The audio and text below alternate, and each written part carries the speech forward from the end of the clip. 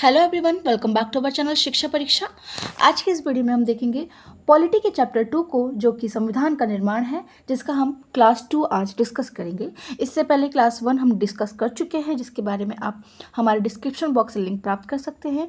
देखिए, क्लास 2 का टॉपिक क्या है आज का हमारा? संविधान सभा। क्या है? संविधान सभा, ये मेन टॉपिक है।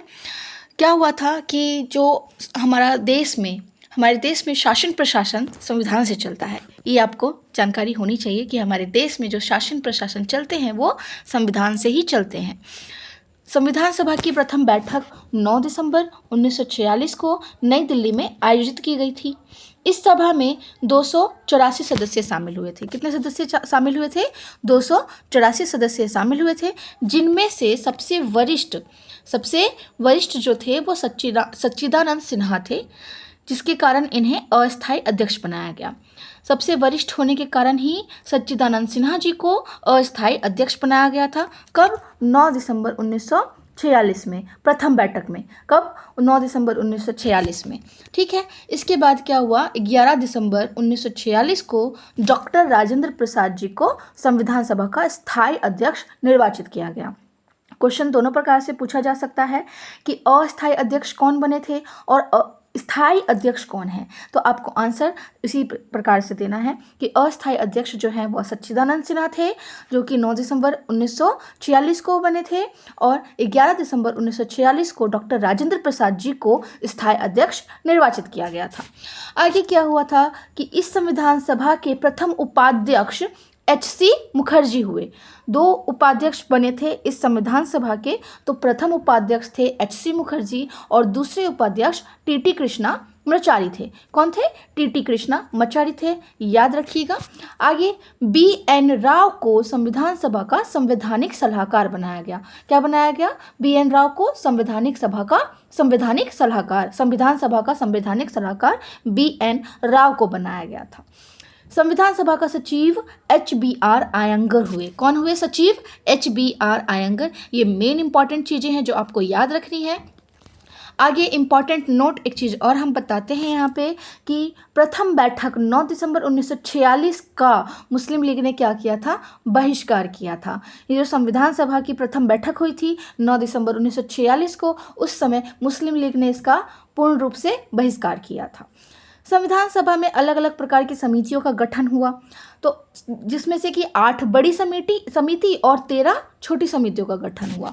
तो इसमें से मेन इंपॉर्टेंट हमें 8 बड़ी समितियों के बारे में अध्ययन करना है, जानकारी प्राप्त करनी है कि कौन सी 8 बड़ी समितियां थी और उनके अध्यक्ष कौन थे। तो हम यहाँ पे लेके आए हैं कि 8 बड़ी समितियां कौन कौन सी हैं। तो ये है संघ समिति, संघ संविधान समिति, संघ राज्यों से समझौता करने वाली समिति, जिसके अध्यक्ष पंडित जवाहरलाल नेहरू थे, याद रखिएगा। संघ शक्ति समिति, संघ संविधान समिति, राज्यों से समझौता करने वाली समिति, इन तीनों के अध्यक्ष पंडित जवाहरलाल नेहरू थे। इसके आगे संचालन समिति, जिसके अध्यक्ष डॉक्टर राजेंद्र प्रसाद थे, और प्रक्रिया नियम समिति, जिसके अध्यक्ष दोनों के अध्यक्ष कौन थे? डॉक्टर राजेंद्र प्रसाद जी थे। आगे प्रांतीय संविधान समिति, मूल अधिकार और अल्पसंख्यकों के अधिकार को लेकर के उप समिति, इन दोनों के जो अध्यक्ष बने थे वह थे सरदार वल्लभ भाई पटेल। आगे है सबसे इम्पॉर्टेंट समिति, जो कि है प्रारूप समिति, जिसके अध्यक्ष कौन थे? डॉक्टर भीमराव अंबेडकर थे। ये प्रारूप समिति जो है, इसका गठन कब हुआ था? आज़ादी के बाद हुआ था। क्या हुआ था? आज़ादी के बाद इसका गठन हुआ था। और सबसे विशिष्ट और महत्वपूर्ण समिति कौन सी है? यही प्रारूप समिति ही है, याद रखिएगा। सबसे विशिष्ट और सबसे महत्वपूर्ण समिति प्रारूप समिति है, जिसके अध्यक्ष डॉक्टर भीमराव अंबेडकर जी थे। आगे प्रारूप समिति का गठन 29 अगस्त 1947 को हुआ था, है ना। आज़ादी के बाद, आज़ाद हमारा भारत कब हुआ था? 14 अगस्त को, और जस्ट उसके आज़ादी के बाद 29 अगस्त को क्या हुआ था? 29 अगस्त 1947 को प्रारूप समिति का गठन हुआ था, जिसके अध्यक्ष डॉक्टर भीमराव अंबेडकर थे। ये सभी याद करने वाली चीज़ें हैं जो आप रिवीजन करते रहिए, क्योंकि आगे और इम्पॉर्टेंट क्वेश्चंस एग्ज़ाम में क्वेश्चंस पूछे जाएंगे, जिसकी वजह से आप इम्पॉर्टेंट आंसर्स दे सकते हैं। आगे देखिए, इस प्रारूप समिति में कुल 7 सदस्य थे। ये जो प्रारूप समिति बनी थी इसमें कुल 8 सदस्य थे, जिसमें सबसे इम्पॉर्टेंट जो थे वो भीमराव अंबेडकर थे। क्यों? क्योंकि वो ये तो अध्यक्ष ही थे।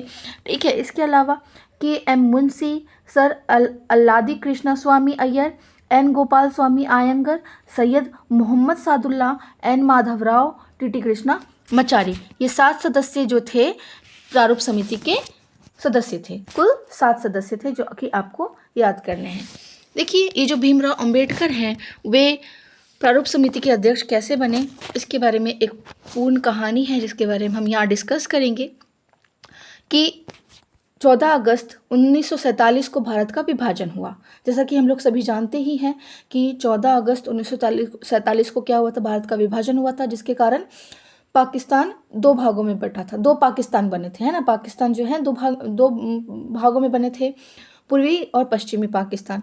ठीक है, पूर्वी पाकिस्तान जिसको हम बांग्लादेश के नाम से जानते हैं, ठीक है, वो पश्चिम बंगाल के साथ सीमा साझा करता है बांग्लादेश। बंगाल के जिस स्थान से भीमराव अंबेडकर जी का चयन हुआ था वो क्षेत्र क्या हो गया, पूर्वी पाकिस्तान में चला गया। जो भारत का जो क्षेत्र था बंगाल का, वो विभाजन के बाद क्या हुआ, जिस क्षेत्र से भीमराव अंबेडकर जी का चयन हुआ था संविधान सभा के लिए, वह क्षेत्र कहाँ चला गया, बांग्लादेश में चला गया, जिसके कारण उनका भी निर्वाचन हो गया वहाँ पर। तब ये संविधान सभा के सदस्य नहीं रह पाए। ठीक है, जिसके कारण संविधान सभा की गति में कमी आ गई, है ना। संविधान सभा की गति, जो संविधान जितने भी बन रहे थे वो सब में क्या हो गई, उनकी गति आ गई, जिसके कारण डॉक्टर राजेंद्र प्रसाद जी को बहुत चिंता हुई और उन्होंने मिस्टर M.R. जयंकर को मुंबई प्रेसिडेंसी, जो कि मुंबई प्रेसिडेंसी पूना क्षेत्र से थे, ठीक है, M.R. जयकर जो कि मुंबई प्रेसिडेंसी के पूना क्षेत्र से थे, तो डॉक्टर राजेंद्र प्रसाद जी ने उनसे आग्रह किया कि आप त्यागपत्र दे दीजिए ताकि भीमराव अंबेडकर जी को संविधान सभा के अध्यक्ष बना पाए। ठीक है, तो उन्होंने तुरंत त्यागपत्र दे दिया और फिर भीमराव अंबेडकर जी को मुंबई के पुणे क्षेत्र से संविधान सभा का सदस्य बनाया गया। तो इसी प्रकार से भीमराव अंबेडकर जी प्रारूप समिति और संविधान सभा के अध्यक्ष बन पाए। ठीक है, तो याद रखिएगा, आगे यहाँ पे हम स्पेशल क्वेश्चन जो लेके आए हैं आपके लिए, किसके प्रयास से डॉक्टर भीमराव अंबेडकर आज़ादी के बाद संविधान सभा के सदस्य बन पाए थे। तो इसका आंसर देना है आपको, आप कमेंट में भी दे सकते हैं इसका आंसर। और वैसे इसका आंसर होगा क्या, डॉक्टर राजेंद्र प्रसाद। डॉक्टर राजेंद्र प्रसाद के प्रयास से क्या बन पाए, भीमराव अंबेडकर को आज़ादी के बाद संविधान सभा के सदस्य बन पाए। किसके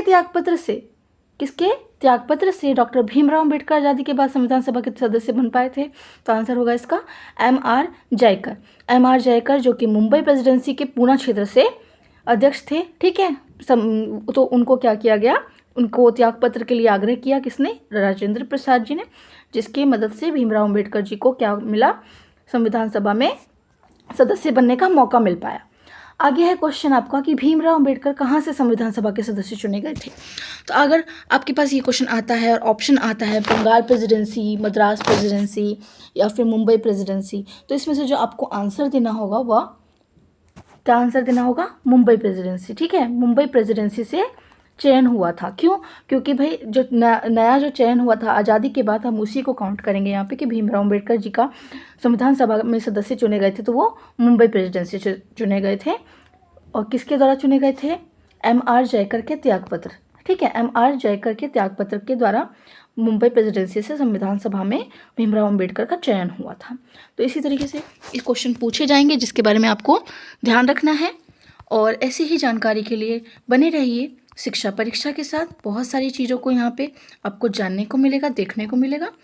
रिवीजन करते रहिए और सुनते रहिए हमें। Thank you.